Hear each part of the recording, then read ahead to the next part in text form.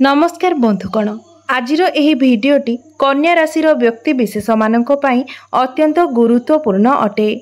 आजिर एही भिडियो रे मु आपण माननकु कन्या राशि जून मासर मासिक राशिफल विषय कहिबाकु जाउछि।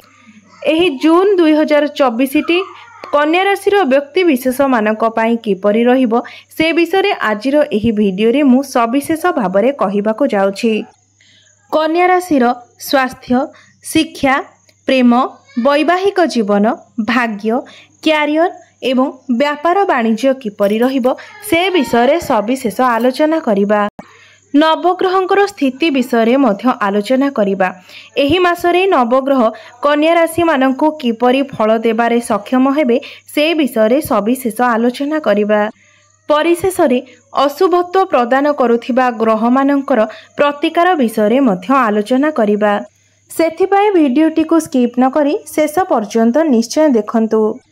तेबे आसंतु आरंभ करिबा एही कार्यक्रमटी को, जहाकी चंद्र राशि एवं जन्म राशि उपरे आधारित अटे।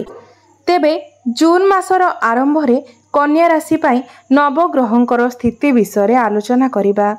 तेबे एहा पूर्वरु जदि आपणकर कन्या राशि होई थाए तेबे कमेंट बॉक्स रे जय श्री विष्णु, जय माँ लक्ष्मी निश्चय लिखंतु एवं भिडियोटी को लाइक करी चैनल टी को सब्सक्राइब करि दियंतु।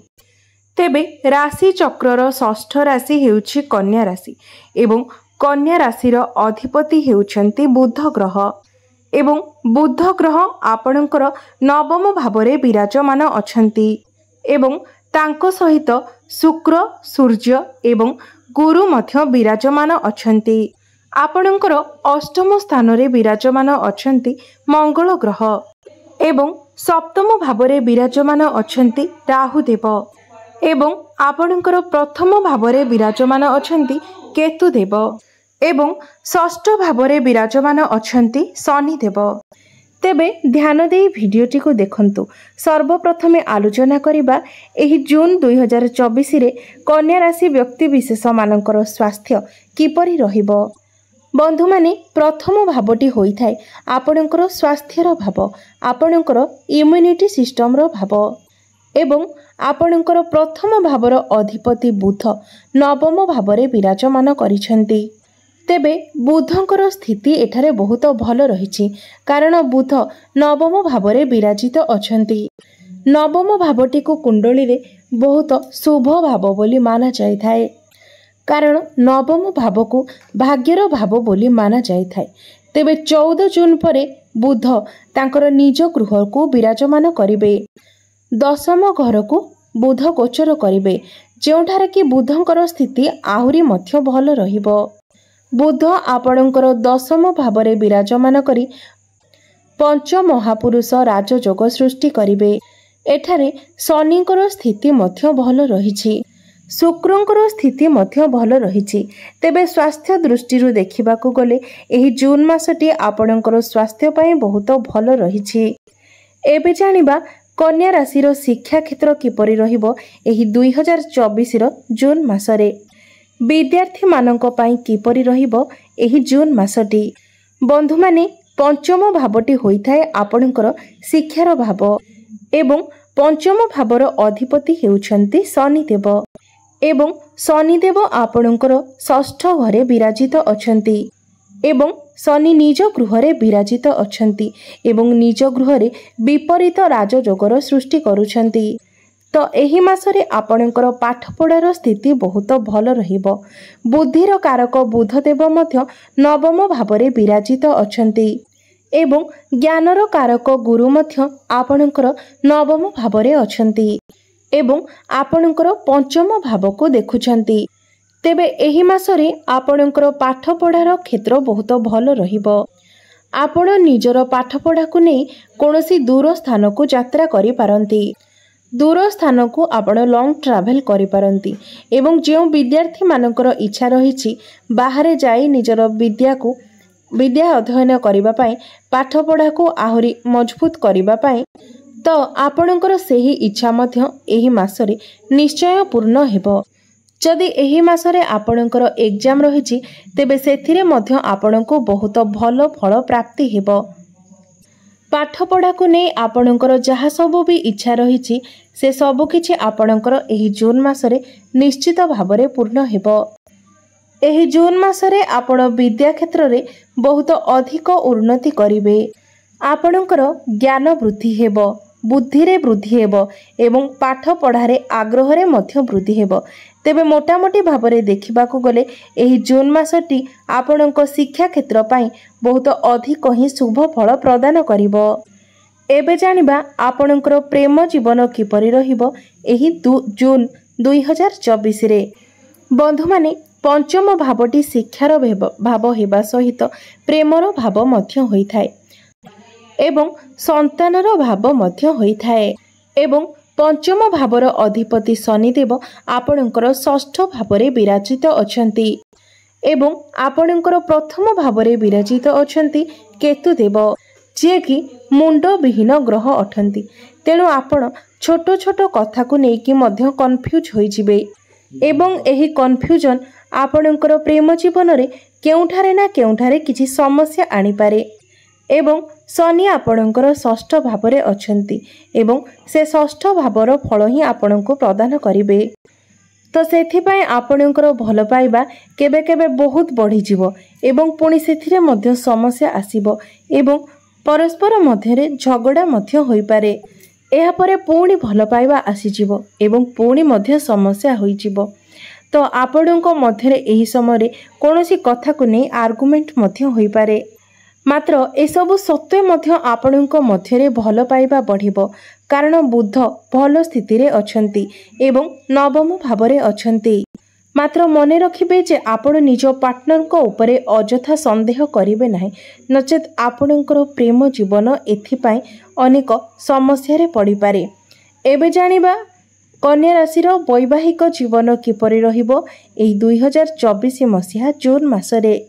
बंधु माने सप्तम भावटी होइथाय वैवाहिक जीवनर भाव, आपणको जीवन साथीर भाव। सप्तम भावर अधिपति हेउछन्ति देवगुरु बृहस्पति एवं देवगुरु बृहस्पति आपणकर नवम भावरे विराजित अछन्ति एवं आपणकर सप्तम भावरे राहु विराजित अछन्ति। सप्तम भावरे राहुंकर अवस्थिति अत्यंत अशुभ फल प्रदान करिथाय।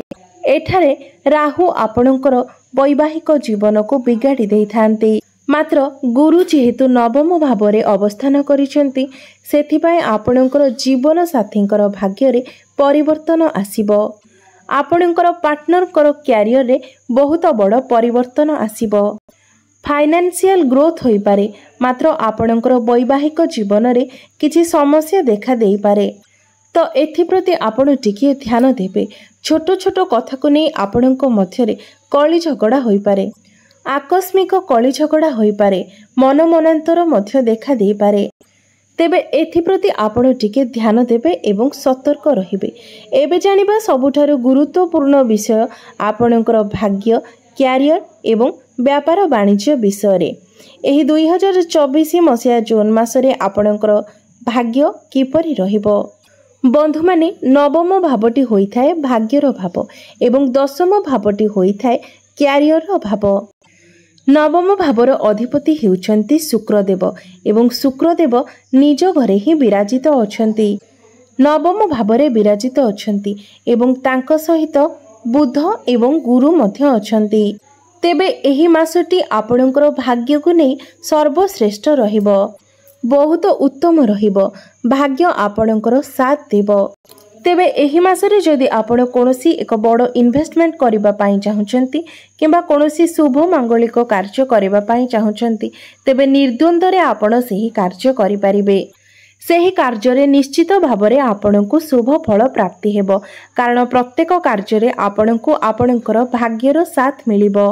आपण जदि कोनोसी नूतन कार्यर आरंभ करिबा पई चाहुचंती सेही कार्य को मध्य आपण निर्द्वंद होई आरंभ करि परिबे। सेही कार्य रे निश्चित भाबरे आपणको शुभ फल प्राप्ति हेबो।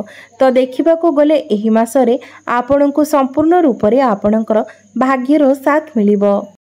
आपण एही मासरे जदि कोनोसी स्टॉक मार्केट रे इन्वेस्टमेंट करिबा पई चाहुचंती किंबा ट्रेडिंग करिबा पई चाहुचंती तेबे आपण निश्चय ताहा करि परिबे। सेथिरे मध्य आपणको शुभ फल प्राप्ति हेबो। तेबे आमे जदि आपणकर क्यारियर विषय आलोचना करिबा तेबे दशम भाव होइथाय क्यारियर भाव एवं दशम भावर अधिपति हेउछन्ति बुध ग्रह जे कि आपणकर नवम भावरे विराजित अछन्ति एवं शुभ स्थिति रे मध्य अछन्ति। तेणु क्यारियर मध्य आपणको पई एही मासरे भल रहिबो। मात्र 14 जून परे जेतेबेले बुध आपणकर दशम भाव को विराजित करिबे निजर स्वगृह को चलन करिबे सेतेबेले आपणकर क्यारियर आहुरी अधिक उन्नति करिबो। कारण बुध एठारे पंच महापुरुष राजयोग सृष्टि करुछन्ति जहा फଳରେ आपणकर प्रत्येक कार्य सुरुखुरुरे होइजिबो। कार्य क्षेत्र रे मध्य आपणकर मनोयोग लागिबो, आपणकर बुद्धि बढ़िबो एवं कार्य क्षेत्र रे मध्य आपणको बहुत सफलता प्राप्त हेबो। एही मासरे आपणकर बुधादित्य राजयोग मध्य बनुछि जहा फଳରେ आपणकर समाज रे मान सम्मान पद प्रतिष्ठारे मध्य वृद्धि पाइबो। एही मासरे क्यारियर रे आपणकर प्रमोशन मध्य होई पारे। जदि आपणकर योग्यता थिबा सत्य मध्य आपणको चाकरी मिली पारु नथिला तेबे एही मासरे निश्चित भाबरे आपणकर मन पसंदर चाकरी मिली जिवो एवं जदि आपणको पाखरे रोजगारर कोनोसी पंथा नथिला तेबे एही मासरे रोजगारर पंथा मध्य निश्चित भाबरे आपणको मिली जिवो। एबे जानिबा व्यापार वाणिज्य विषय। एही जून मासरे आपणकर व्यापार वाणिज्य किपरि रहिबो तेबे सप्तम भावटी होइथाय आपणकर व्यापार वाणिज्यर भाव एवं सप्तम भावर अधिपति देवगुरु बृहस्पति आपणकर नवम भावरे विराजित अछन्ति एवं बहुत भल स्थिति रे मध्य अछन्ति जहा फଳରେ आपणकर व्यापार वाणिज्यर स्थिति बहुत भल रहिबो। मात्र जेहेतु सप्तम भावरे राहु अवस्थान करिसेंति सेथिपाई आपण पार्टनरशिप व्यवसाय रे टिके सतर्क रहिबा उचित काहेकि ना सेथिरे आपणको धोखा मिली पारे। समय समय रे आपणको आकस्मिक धन लाभ होई पारे कारण राहु जणे आकस्मिक ग्रह होइथांती एवं आपणको आपणकर कोनोसी नूतन व्यापार मध्य आपण एही समय रे आरंभ करि पारंती जहाँकि भविष्य रे आपणको अनेक सफलता एवं लाभ प्रदान करिबो। आपणकर फाइनेंशियल ग्रोथ हेबो, व्यापार वाणिज्यर स्थिति बहुत भल रहिबो।